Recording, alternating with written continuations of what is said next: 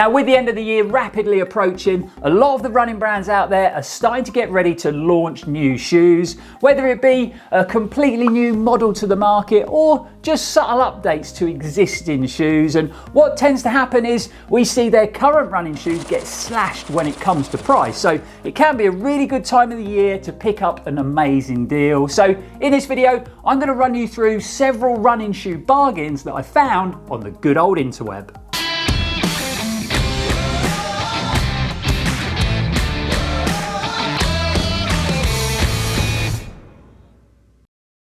Welcome back, folks, and thanks for joining us for another video. I'm Lloyd Purvis and this is Run4Adventure. Now, I thought this would be the perfect time of year to bring you guys this video. I'm not sure I'm supposed to say this, but what with Christmas being just around the corner and... What just happened then? That was proper weird, but oh well, never mind. Yeah, with the festive period soon upon us and with the world of running shoe prices seeming to go through the roof and them just getting higher and higher, I thought I'd have a good dive into the internet, and boy did I have a good dive in, just to highlight the fact that you don't have to spend a small fortune to pick yourself up a quality running shoe. So let's get stuck into shoe number one. Now, as I work my way through the list, you'll see that I've picked out a selection of road running and trail running shoes, and they're also shoes that I've personally run in or I've tested and reviewed on the channel, so I know that they've all performed well. And the first one we're looking at is a lightweight trail running shoe from the Hoka brand, and it is the Torrent 2. I've actually had a couple of pairs of Torrents over the years, and I've always found them to be pretty solid when it comes to performance. Like I mentioned, a nice lightweight trail shoe, tipping the scales at 264 grams. You get a pretty luggy, aggressive outsole with some super sticky Hoka rubber on it, and the upper's pretty comfortable and pretty breathable. Ideally, I think this shoe works best for someone who does like that lightweight feel to their trail shoes. They want a good level of ground connection through that midsole so that they feel sort of nice and stable but also nimble underfoot, especially when they're running on more technical trails. I managed to find them in a really cool colorway. Well, I thought it was cool, but obviously colorway and look is very subjective, but yeah, really cool colorway and only at $59.99. So that is a big saving on their retail price of £110. They've also got lots of sizes available at sportshoes.com if you did want to pick yourself up a pair. Top tip when it comes to looking for those bargain running shoes on the internet, I would always recommend checking what sizes they have available before you get all excited.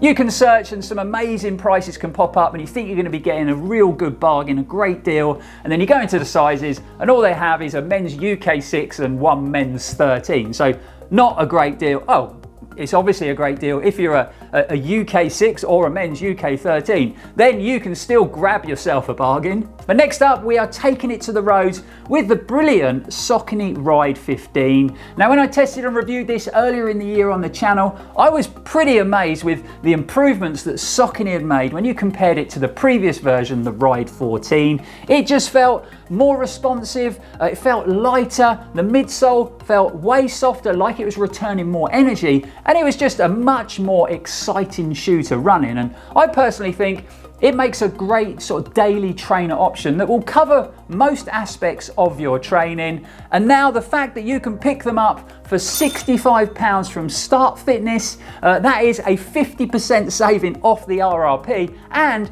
they even throw in a free pair of running socks. Now that is a great deal. But we're going back to the trails with shoe number 3, and we're off to Nike.com, believe it or not. Yep, I'm talking about a trail shoe being really good value, and it is a Nike trail shoe. Who would have thought it? But yeah, earlier in the year, I tested out the new Wildhorse 8, and I thought Nike had done a really good job with the update this time round. And I personally think it performed way better than the previous version. Now, this definitely isn't the lightest trail running offering in the world, weighing in at 343 grams in a UK 9.5. But if weight doesn't really bother you, if it's not top of the list, and to be fair, it doesn't really run that heavy, it is a solid performer. So I found that the upper worked really well for my foot shape, great lockdown around the midfoot, good hold in the heel, but I still had nice volume and space and wiggle room in that toe box. The full react midsole felt very comfortable on all types of terrain, and dare I say it, this luggy outsole actually did a really good job and has to be the best performing outsole I've ever tested on a Nike trail shoe. And if you pop over to Nike's website, you can pick yourself up a pair for the grand total of £80 and 47p. Bit of a weird price point, but that's what it is. There's lots of sizes available. Not in this blue colorway, it is in a bright red color option, but if you're looking for that sort of workhorse trail running shoe, then I think the Wildhorse 8 does that job really well. Sticking to the trails this time round, and this is actually a shoe that I haven't run in, but I have run in the road version of it. So it is Reebok's Floatride Energy 4 Adventure. Now this is a pretty good price point shoe anyway, retailing for only £84, but you can now pick them up on the Sports Direct website for only £44. So that is a massive 45% saving off that original price. However, they are a little bit limited when it comes to sizes. Now, if you happen to be running on very muddy, boggy trails this time of the year, then maybe this shoe isn't for you because it doesn't have the most aggressively lugged outsole. But if you happen to be running a bit of tarmac, crossing over to sort of gravel trails, towpaths, fire roads, things like that, then I think this shoe would actually do a pretty good job. So what it gives you is a nice lightweight, very comfortable and super affordable trail running option. Moving on to shoe number 5, and we are going back to road running shoes, but not just any road running shoe. I personally think this is one of the best go faster carbon plated options out there on the market, and it is Nike's brilliant Vaporfly Next Percent 2. Now obviously with the third version of this shoe coming out this year, which I've actually got a pair of sitting over there in the corner that have never come out of the box unfortunately, but I'll get round to that one day. You can now start seeing some really good deals when it comes to the previous version. So you can currently get these on the Sport Pursuit website. Now, if you haven't been on Sport Pursuit before, it's definitely worth checking out. Not only just for running shoes, for clothing, hiking, camping, all kinds of gear, and they have some amazing deals. And these at the moment are £134.99.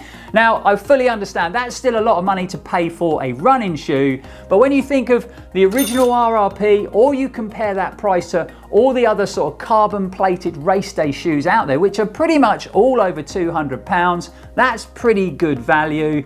And obviously I've run in it, I know how it performs, and you know, it's just such a responsive, lightweight, fast feeling shoe.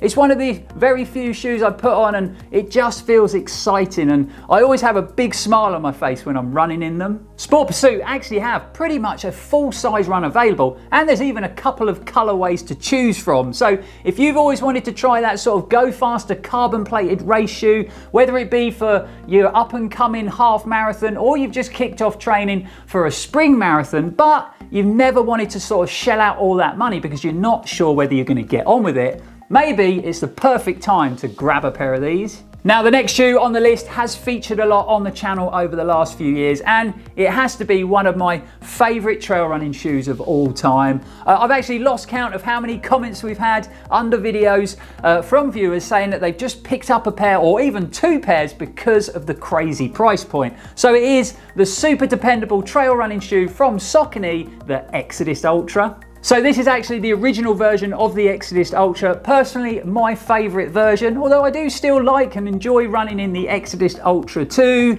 So you can pick yourself a pair of these up for the incredibly good value price from sportshoes.com of only $74.99. They've actually got both colorways available, so the flow yellow and the blue, and pretty much a full size run available. Now I'm not going to go on about the shoe because there's loads of content on the channel, so what I'll do is I'll link all that content below if you do want to find out any more information about it. All I'll really say is if you're looking for a real consistent pair of trail running shoes, whether it's going to be your first ever pair of trail shoes or you're a seasoned trail runner, for that kind of money, you're not going to go far wrong with a pair of these. And last but not least, we are going back to the hard stuff one more time, and it is the super light daily trainer from New Balance, the Fuelcell Rebel V3. Now this is the latest version of one of my favorite daily trainers, and if like me you like that lightweight responsive feel to your trainers, then I personally think these are definitely worth checking out in a bit more detail,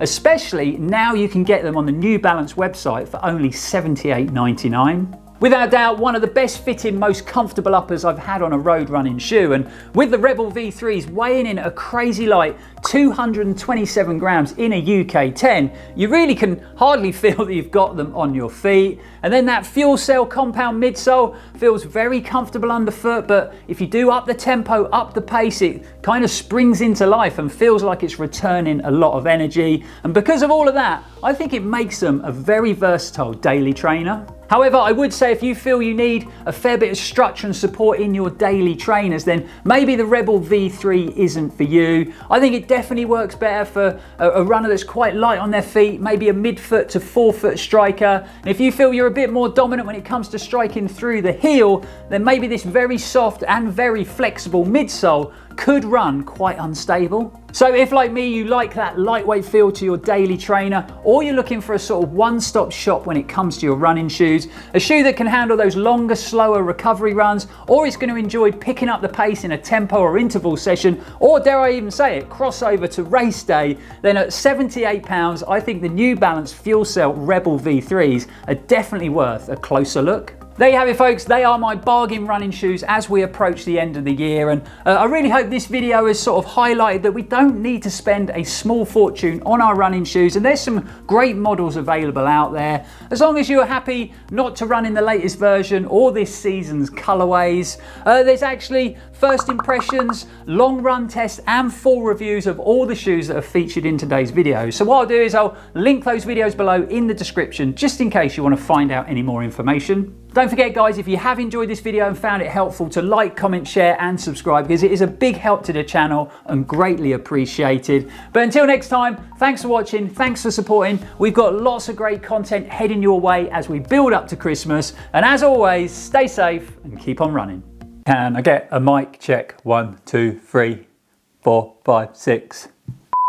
A lot of the running brands are starting to get ready to launch new shoes, whether it be a nice lightweight trail shoe tipping the scales at 264 grams, a nice the improvements that Saucony had made compared to the previous version, the Ride 14. It just felt lighter, more responsive. The midfoot. Why do I keep saying midfold? It's not a midfold, is it? It's midsole. It's a running shoe. What's midfold got to do with it?